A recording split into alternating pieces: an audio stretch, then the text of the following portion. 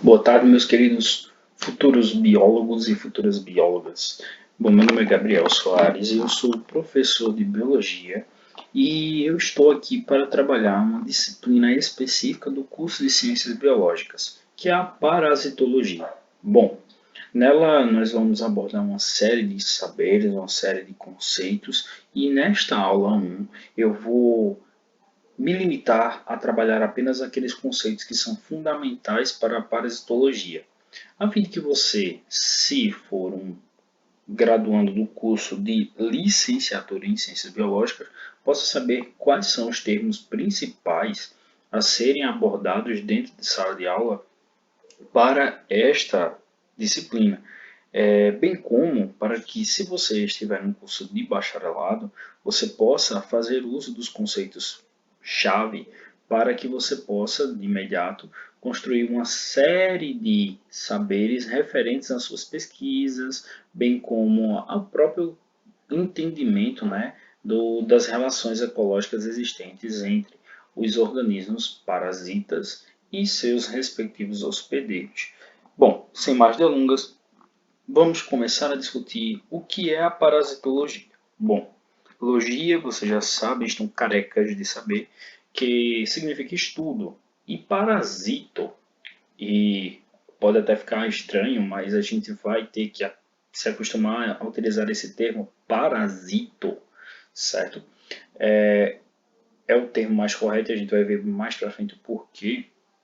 O parasito é exatamente aquele organismo que desenvolve uma relação ecológica de parasitismo com um dado organismo, né, com um dado hospedeiro. Então, logo, eu vou estudar essa relação de parasitismo que outrora é realizada por uma série de organismos. Nas ciências biológicas, a parasitologia é uma área que estuda os parasitas, né, os parasitos, bem como as doenças parasitárias, os métodos que me contribuem para uma diagnose de uma determinada patologia, de uma determinada doença causada pelo parasito, bem como as formas ou estratégias, né, ou procedimentos que eu devo tomar para o controle dessas doenças parasitárias. Geralmente nós utilizamos o termo profilaxia, né, para o controle das doenças parasitárias. E também estudamos nesta ciência, né, as relações que os parasitas desenvolvem com seus respectivos hospedeiros. E quando eu falo de parasitas, né, quando eu falo de parasito, eu estou me referindo a organismos como protozoários, nematódeos, né, ou nematóides, plateumintos e artrópodes. Aqui nós temos duas imagens, né, que acabam contribuindo para a compreensão dos termos principais da parasitologia, que são o parasito e o hospedeiro. Aqui nós temos à direita a imagem do Trypanosoma cruzi visto em microscopia e na imagem da esquerda o seu agente transmissor, também conhecido como hospedeiro intermediário, também conhecido como barbeiro ou ainda mais triatomídeo. Esse barbeiro, né, como é vulgarmente chamado, acaba difundindo o Trypanosoma cruzi, que é nada mais, nada menos que um parasito e causador da doença de Chagas, né? Uma doença que muito assolou os povos de populações que viviam em casas de taipa ou casas de pau a pique, mas isso é pano para manga para a gente discutir em próximas aulas. Eu quero que vocês entendam essa relação entre hospedeiro e parasito e que possam construir aí na mente de vocês exatamente aquilo que é de mais essencial a respeito da parasitologia. Para que você compreenda de fato o que é que essa ciência magnífica estuda, você precisa se debruçar mais acuradamente nas relações ecológicas. E quando a gente começa a trabalhar as relações ecológicas, podemos dividi-las em dois tipos, né? As relações intraespecíficas e as relações interespecíficas. As intraespecíficas são aquelas que ocorrem entre indivíduos da mesma espécie. Intra significa dentro. Específica vem de espécie. Então, dentro está a espécie, certo? Então, toda e qualquer relação que eu desenvolvo com outro ser humano, ela se dá como uma relação intraespecífica. Mas se porventura, né, por um acaso, eu desenvolvo uma relação com um indivíduo de uma espécie diferente, então automaticamente eu estou desenvolvendo uma relação interespecífica ou também chamado de relação interespecífica, tá? Essa relação interespecífica refere-se a inter, que significa entre espécies, certo? Ou seja, entre espécies diferentes. E uma segunda classificação que comumente utilizamos para as relações ecológicas são os termos harmônico e desarmônico. Então eu posso classificar a relação ecológica intraespecífica como harmônica ou ainda como desarmônica. Assim como eu também posso classificar a relação ecológica interespecífica como harmônica e desarmônica. Geralmente, e aí eu preciso que vocês compreendam bem essa questão, as relações interespecíficas, elas vão ocorrer entre indivíduos diferentes e, em sua grande maioria, elas vão acabar contribuindo para a manutenção justamente daquilo que a gente chama de cadeia e teia alimentar, efetivando no indivíduo que tem como obrigatoriedade desenvolver a capacidade de desempenhar o seu nicho ecológico, que alguns autores costumam definir como a função daquele dado indivíduo no meio em que vive. Já as relações intraespecíficas acabam sendo realizadas entre indivíduos da mesma espécie justamente para manter a espécie, manter a população em seu desenvolvimento pleno e sadio, para propagação da espécie, né, e manutenção da vida daquele dado grupo de indivíduos que está se relacionando. As relações intraespecíficas harmônicas, elas tendem a incitar benefícios a todos os envolvidos. Por exemplo, a sociedade, que nada mais é do que uma hierarquização de papéis, ela ocorre no intuito de propiciar a todos os seus envolvidos uma distribuição igualitária de recursos, ou até mesmo um controle sobre o trabalho que todos realizam em prol do grupo, em prol da espécie. Já a colônia, ela é uma associação que chega a ser muitas vezes morfológica e fisiológica entre os indivíduos da mesma espécie, a ponto de que eles possam se tornar um grupo tão unido, mas tão unido, que eles compartilham talvez nutrientes, talvez gases e por aí vai. Eu acho importante para vocês que são licenciados no curso de Ciências Biológicas que esses exemplos de sociedade, colônia, bem como das demais relações ecológicas, sejam trazidos para a realidade, para o contexto qual o educando está inserido, certo?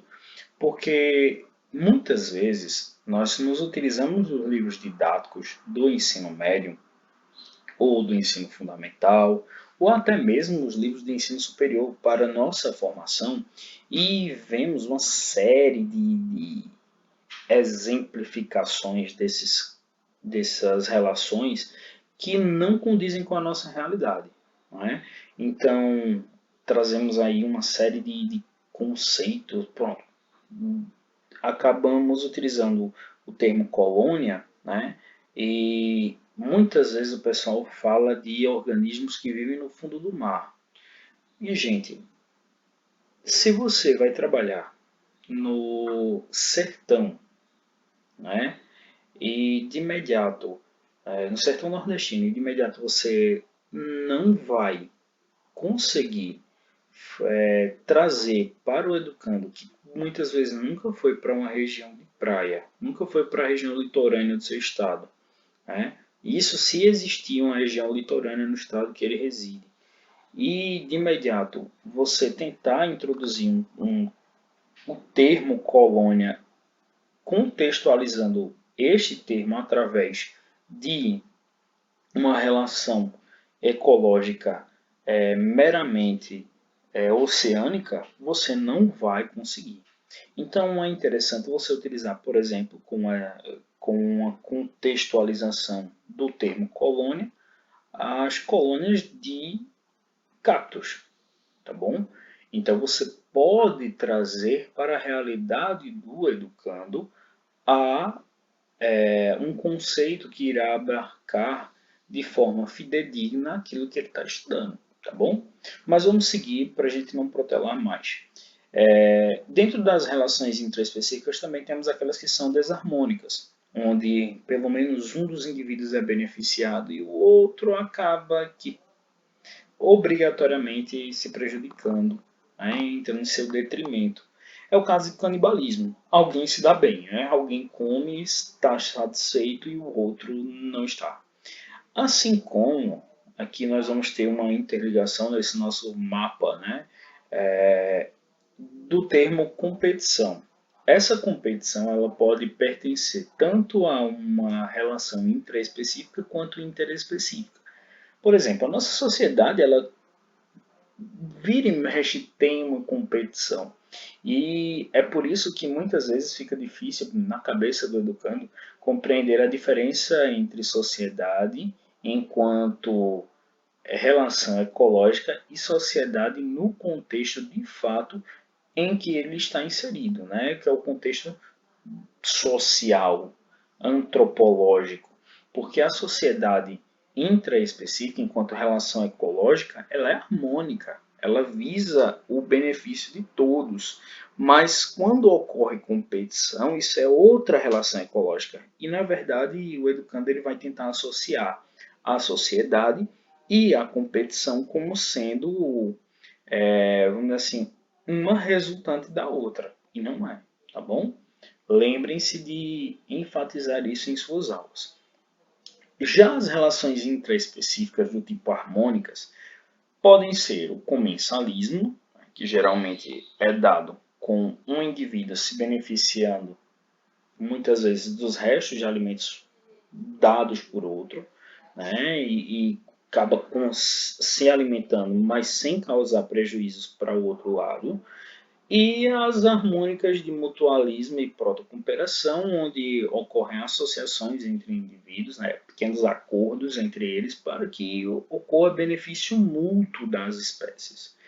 Já nas desarmônicas, eu tenho novamente a competição, mas tenho também o amensalismo, onde uma se prejudica e a outra não necessariamente vai se prejudicar ou não, tá?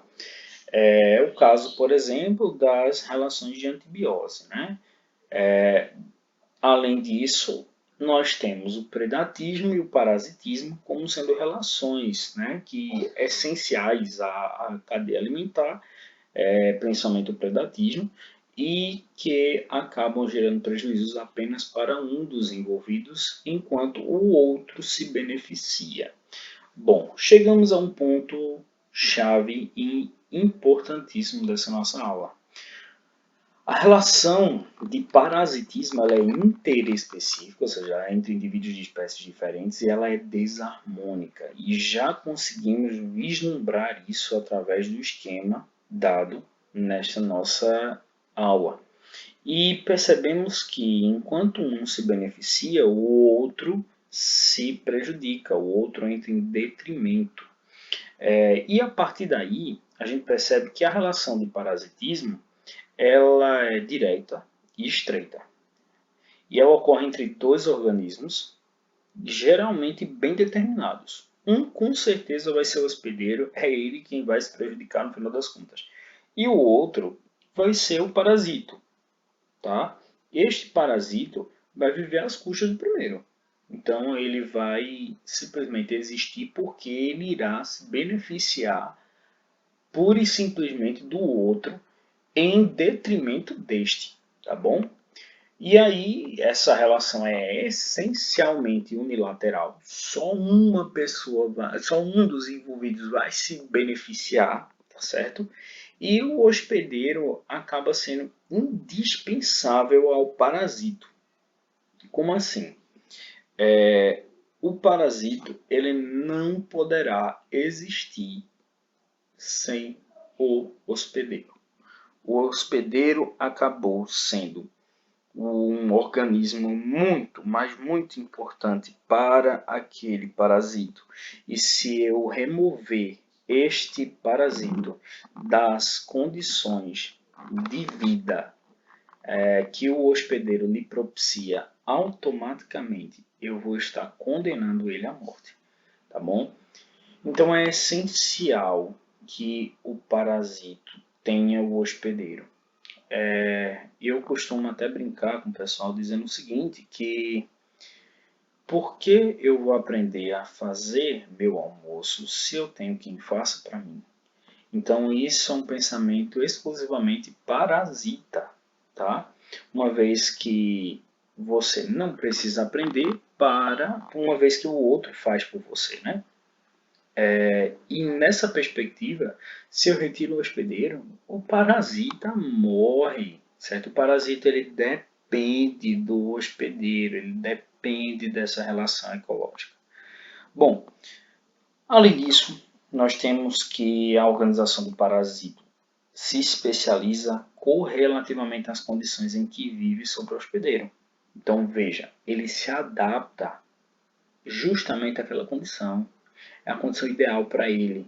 É ter casa, comida, roupa lavada e não precisar fazer muito esforço, porque alguém faz por ele. Mas se eu retiro ele nessas condições, meu amigo, então, infelizmente, a ideia agora é a, assim, a resultante agora é a morte do parasito. Bom, e agora, a partir desse momento, eu vou trabalhar com vocês só alguns conceitos fundamentais. Os principais eu vou explicar, mas alguns outros que também são muito importantes, mas que não são tão comuns, eu vou deixar no final da aula para que vocês possam fazer umas pesquisas e se aprofundar um pouquinho mais, tá bom? Então, como conceitos fundamentais, eu tenho o agente etiológico. Ele é exatamente o causador ou responsável por origem de uma doença. Tá? Sempre que você ouvir falar no termo agente etiológico ou agente causador, certo?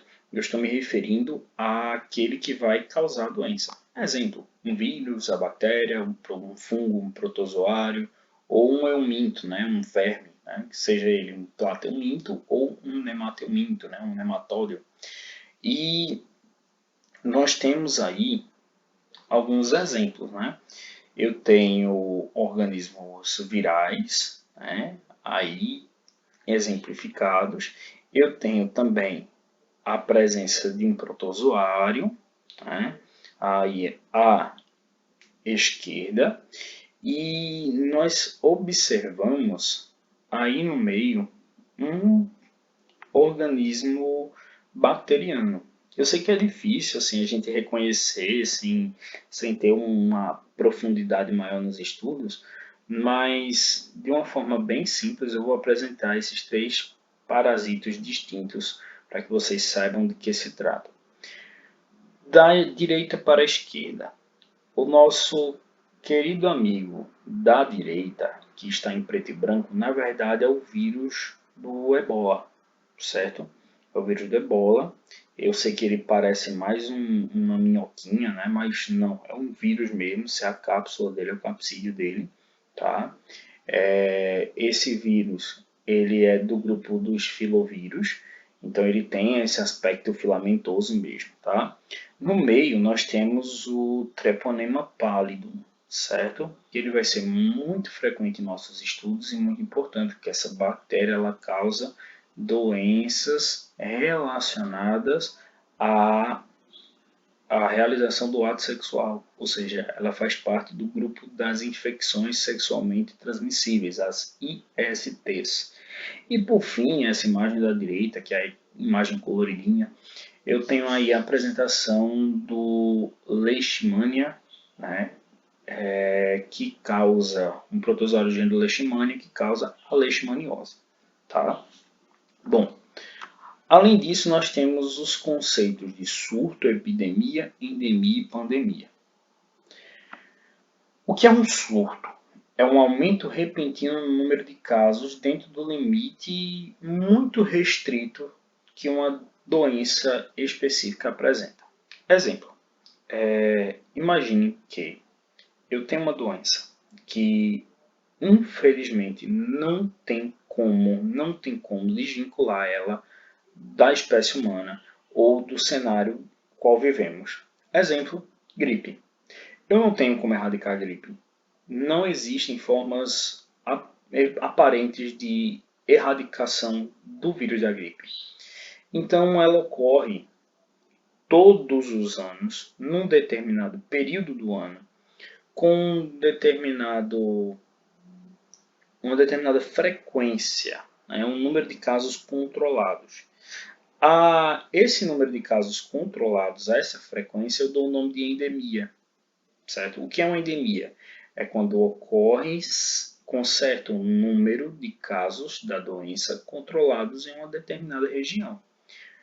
Ou seja, eu tenho aquela doença que ela vai se instaurar todos os anos naquela mesma região, independente do que eu faça, sempre vai existir, mas geralmente é um número restrito. Né? Exemplo, só 100 casos anualmente daquela doença vão existir naquela localidade. No máximo, no máximo.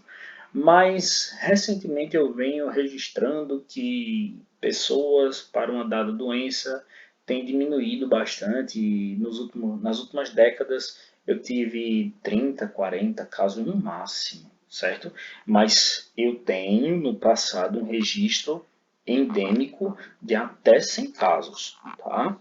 E aí de repente esse número de casos no ano de 2020 sobe exponencialmente, mas ainda está dentro dos limites, certo?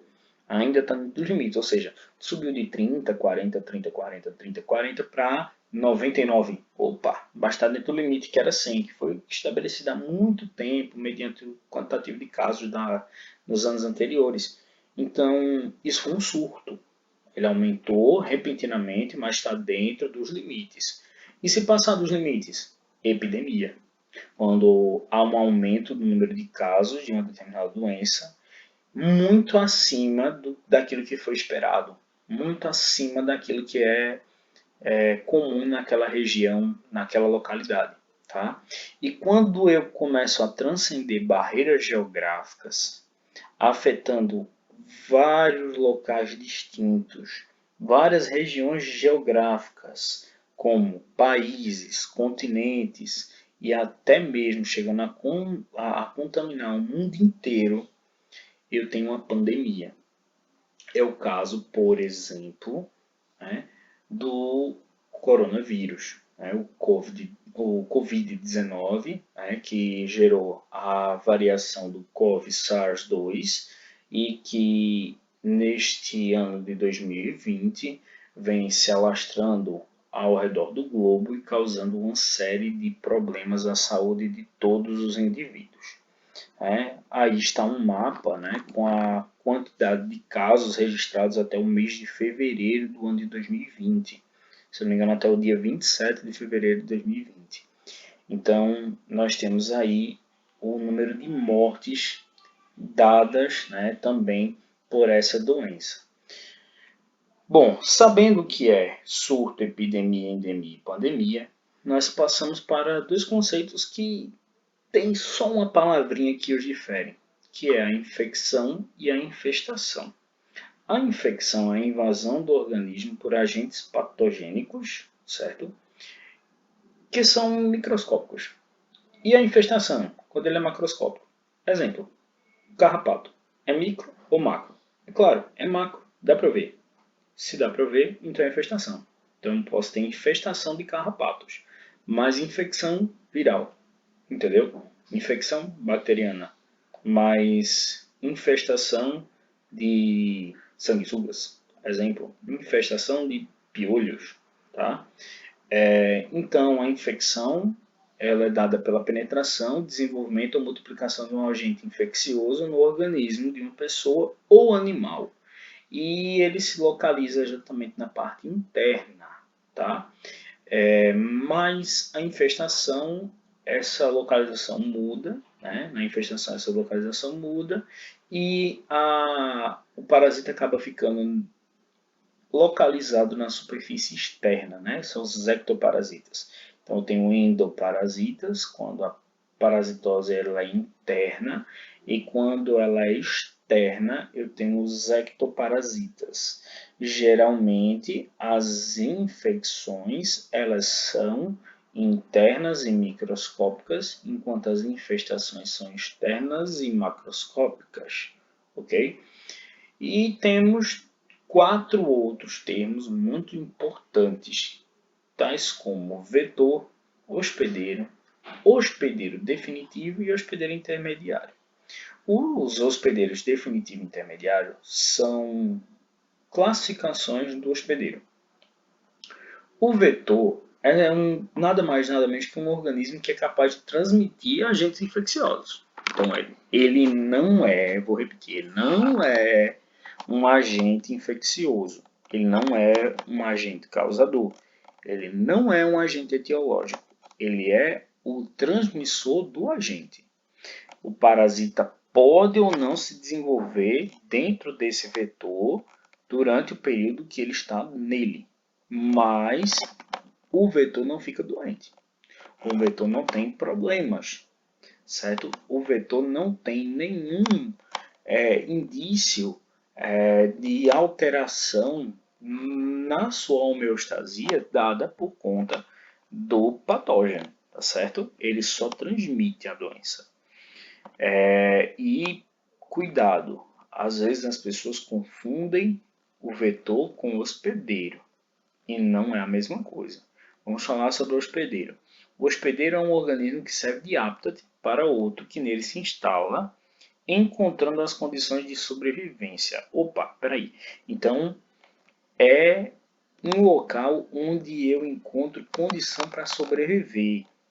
Já no vetor, eu estou passando através dele temporariamente, porque ele não me dá condições de vida necessariamente. Tá certo? Ele me dá as condições mínimas para que eu me mantenha vivo enquanto eu não infecto outro organismo, que é meu hospedeiro, que me dá condições de vida magníficas, é meu habitat. Tá? Então, o hospedeiro ele pode ou não servir como fonte de alimento para o parasita. Então, às vezes, o parasita ele faz uso do hospedeiro para se alimentar, e às vezes não. O hospedeiro definitivo é aquele que apresenta exatamente o parasito na sua fase de maturidade, ou seja, na fase onde ele tem atividade sexual. Então, o hospedeiro definitivo é aquele que o parasita se instala exatamente no período de reprodução, ou seja, no seu período de fase adulta, tá bom? Na maturidade maior dele. Já o hospedeiro intermediário tem o parasita em fase lavária ou em fase assexuada, ele ainda está crescendo, ele ainda depende de uma série de fatores, então ele está longe de ser exatamente o parasita causador de doenças que iria de imediato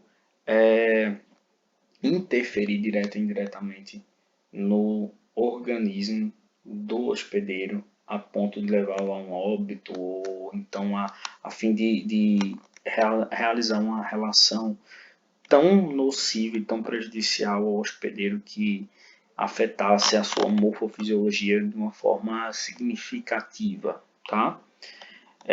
Então a gente tem uma espécie de pirâmide aí, onde nós temos a interferência de hospedeiro, vetor, agente e ainda mais o próprio meio ambiente contribuindo para a manutenção dessas relações entre os seres, né? Então eu acabo tendo hospedeiros relativamente finais, né? Ou seja, hospedeiros definitivos, e hospedeiros que a gente chama de intermediários, ok? Outro conceito indispensável é a profilaxia, o conjunto de medidas que visam a prevenção, erradicação ou controle das doenças, ou ainda mais, dos fatos prejudiciais que essas doenças provocam aos seres vivos. Então aqui eu trouxe para vocês 7 das medidas profiláticas a serem adotadas, por exemplo, para evitar a contaminação com o Covid-19, com o coronavírus. Então, manter os ambientes bem ventilados, evitar contato próximo com pessoas com infecções respiratórias, não compartilhar objetos de uso pessoal como talheres, pratos, copos ou garrafas, lavar frequentemente as mãos, em especial após ter contato com pessoas doentes e antes de comer, evitar contato próximo com animais selvagens e animais doentes em fazendas, usar lenço descartável para higiene nasal e cobrir o nariz e a boca ao espirrar ou tossir, lavar as mãos em seguida e evitar tocar nas mucosas dos olhos. Então, essas são algumas das medidas profiláticas relacionadas ao Covid-19. Bom, frente a esses conceitos, eu trago ainda para vocês outros que eu gostaria que vocês fizessem uma análise deles, né? Como por exemplo agente infeccioso, ou a anfixenose, que tem os ciclos silvestre, doméstico, doméstico, né? Bem como outros conceitos, né? Como a antroponose, a antropozoonose, a cepa, contaminação, doença metaxênica, a enzoonose, ou a enzoose, perdão, a epidemiologia, as espécies alopátricas, as espécies simpátricas, as espécies que são euritopa, né, ou eurítopa, a espécie que de imediato é estenótopa e por aí vai. Nós temos outros conceitos aqui nessa página, então eu vou dar um tempinho para que vocês possam analisá-los. Eu sugiro que dê uma paradinha no vídeo, olhem bem direitinho esses conceitos, tá bom? E posteriormente façam uma espécie de dicionário, não glossário de palavras, para que fique mais fácil de você imergir na parasitologia, nos conceitos, de uma forma mais leve, mais branda, mais tranquila de você, mais passível de você dominar os conceitos, né? Que são fundamentais.